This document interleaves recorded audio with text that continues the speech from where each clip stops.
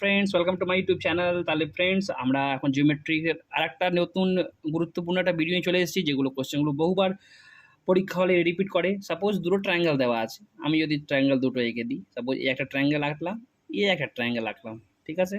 ভালো করে জিনিসটা দেখবে, বুঝো ভালো করে।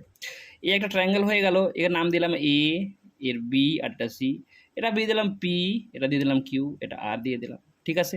এখান থেকে একটা হাইট এখান থেকে আসবে, অবশ্যই এটাকে ডি নিয়ে নাও, এখান থেকে এটাকে এম নিয়ে নাও, হতেই পারে।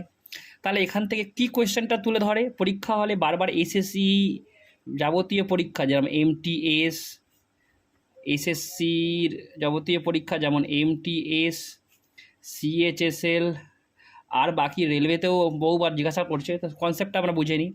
যদি এখানে বিসিটা কিউআরের যদি ইকুয়াল হয়, তাহলে মাথায় রাখবে, যদি এই লেংথটা এই লেংথের সাথে ইকুয়াল থাকে, তাহলে এর এরিয়া যেটা হবে, যে ট্রায়াঙ্গলের এরিয়াটা হলো এবিসি এর এরিয়া, যা এরিয়া এখান থেকে লিখতে পারি, এরিয়া এবিসি,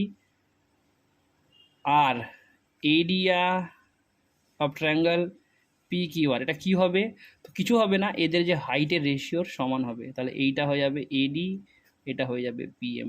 দেখো বুঝতে পারলে কি না? এই একটা কোয়েশ্চেন ভালো স্ট্যান্ডার্ড, তাহলে তোমাদেরকে দেওয়া থাকলে এক্সামে তুমি করতে পারবে।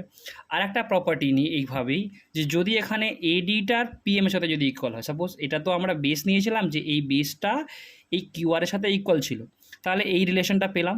যদি এরম হয় যে এডিটা পিএমের সাথে ইকুয়াল হয়ে যায়, মানে যে অল্টিটিউড যে হাইটটা দেওয়া আছে এখানে, যে এই যে হাইটটা দেওয়া আছে, যেটাকে অ্যালটিটিউড বলছি, বুঝতে পারলে?